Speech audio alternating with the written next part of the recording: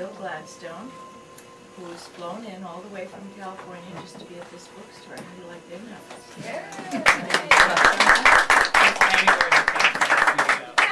This is how it all starts, you know. I want to introduce another friend of mine back there, Susan Weishart, whose book has just been translated in Russian, and she was there. This is how it all starts, right? Yes. Just like 2 minutes. Oh, yes. We've got about 4 people up there that are just buying the book. Oh, okay. We're very excited, so. Oh, well, wait. Talk among yourselves. Rewind. I recognize your voice, right? Yes, it is. Yes. Yes. Wonderful. I love that. Thank you. Thank you so much. Yeah, there's more of those around if anybody wants those. What she's talking about is, which has nothing to do with this, but about 4 months ago I had the courage to do my own story and tell about my own life and tell about my philosophy and everything for my 5 grandchildren. And I was done in 40 minutes, right from my soul, bing.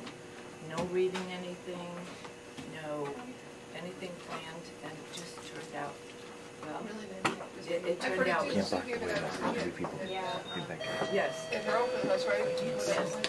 Yeah. Yeah. Hey, you know, when it's from your heart, what else Welcome. happens? From your heart, this is Sorry, we haven't started yet. nice to see you. Thank you. There's a seat here too. Oh, there's more. I think he likes the task. It's not really a task. He enjoys people. And Mr. Gladstone is one of these effervescent people who's had a charmed life. You'll read it in the book. I mean, he really had a charmed life. Not that everything went perfect. I mean, we're not going to go there on the not perfect parts. But he overcame them very nicely. And no matter what he does, he puts his whole self in and shakes himself all about and brings everybody else into it. And last night it was really funny. I have to tell on you. At 11 o'clock last night, we picked him up at the airport and had dinner at Nirvana's. Thank you very much. Susan told us about that place.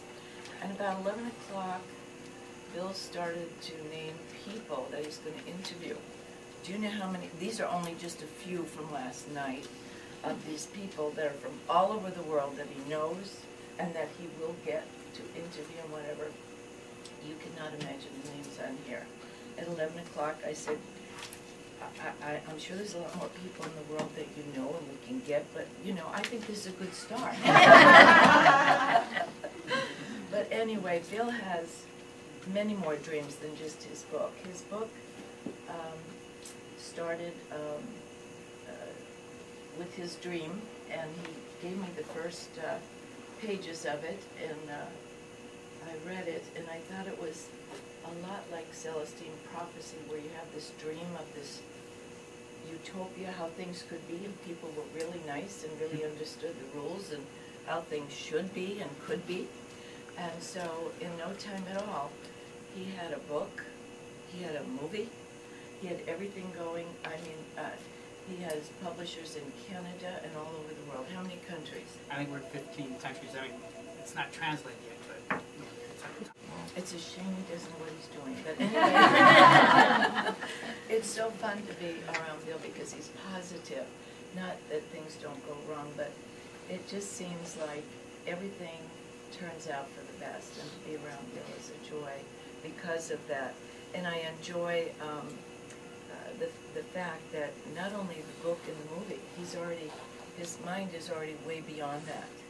We're talking about communications.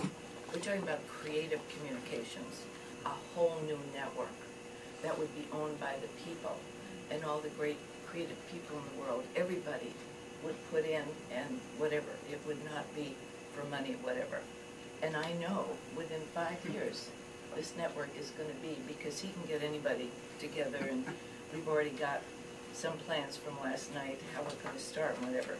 But I'd like Bill to tell his own story, and we don't know how long or whatever, but it really just depends on what the mood is, what people need to be doing. Thank you, Catherine. You're welcome. I have to say, I really would fly anywhere that Catherine wants. It was kind of a miracle that we met. I had met her son David, who's nicely videotaping here.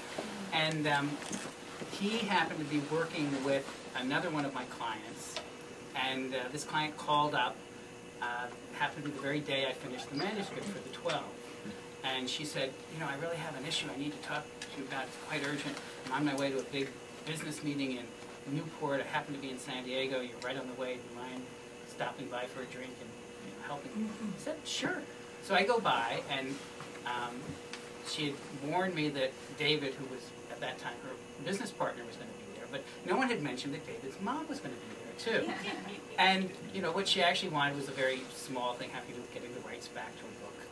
And it took about 30 seconds, and I relieved her. I said, it's not going to be a problem. We'll handle it.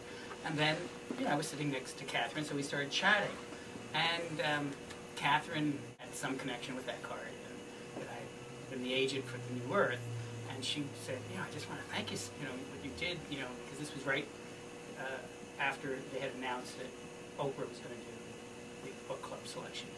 And she said, yeah, I want to thank you for, you know, helping me get that card. And Oprah, I said, Catherine, I really had nothing to do with it.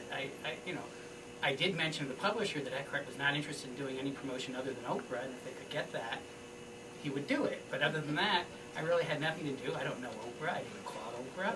And if I did, I'm not even sure she'd take my call. So, you know, I really, you know, thanks, but I didn't really do anything. And she said, well, but you did, because, you know, before he's with a small publisher, and if he hadn't been with such a big publisher, Oprah probably wouldn't have had the confidence, because a small publisher couldn't print 5 million books. So I said, well, yeah, okay, I'll take a little credit. That feels good. And then we started talking about other things, and he said, well, so what are you up to now? And I said, oh, well, I just finished the backstory for a film that I've been working on off and on for 30 years. She said, oh, what's it about? And I said, well, it's about these 12 people, and they're going to come together, and it has to do with 2012. And he said, oh, it sounds really interesting. I said, well, I haven't read it myself yet, because I had just literally finished that day. I had just finished it, you know, and I had printed it out like an hour before I was at this little bar. And I said, well, you know, I can just hit print again, so I'll just give you my copy. So it was the only copy that existed at that particular moment in time. Right. Fortunately, the computer did not. 2 glasses of wine, I had the whole box. So, you know, fortunately, you know, I had confidence the computer could print out another copy, and it did. So I wasn't too worried, and I didn't think too much about it. And what you have, I now have to fill in a little bit of the backstory of what was going on. I had not really intended to write The 12 as a novel. I had a vision in 1979 of a film, and I had seen the final scene of the film. And I had seen this because I've had, and in the novel there is a near-death experience, which is more or less exactly the near-death experience that I actually had back in the early 60s when I was 15 years old. And I happened to meet in 1979 a woman who had almost the identical near-death experience, where she had also been given 12 names. But the difference was she remembered the 12 names, and in reality I didn't. And it was actually a good thing that I didn't, because she was like the character Richard Dreyfuss in Close Encounters of the Third Kind. She was obsessed with meeting these 12 names, as one can imagine you would be. And it really, in some ways, destroyed her life. She also came back with psychic abilities. She was really sort of between dimensions. And, you know, she ended up getting divorced and you know, giving up her child, and made a lot of personal sacrifices. And but it was very inspiring, and I wrote the original treatment for The 12 as a film that would be about her, and she was going to be the main character. But I lost touch with her, and, you know, I did expand, and then I met a third person who didn't have a near-death experience, but also had someone who goes into meditation and trances and things, and he also had the experience of 12 names. And so that sort of, yeah, maybe this story, I really, you know, because, you know, when I first done the treatment, I had gone up to Hollywood, and I had shown it to some people, and they had said, this is a great story, we can make a movie out of this, we'll probably get you $500,000, let's get started. And I said, well, wait a second, you know, the money isn't really that important to me. I want to be sure that the story gets told in the way that I see the story. I said, well, you have $20 or $30 million, because unless you produce it yourself, that's not going to happen in Hollywood. So I said, no, I don't have 20 or 30 million, but you know, I'm young. It was 1979. You know, I've got time. I don't think making $20 or $30 million. I happen to, you know, come from a business world where making $20 or $30 million is not an, you know, impossible outcome.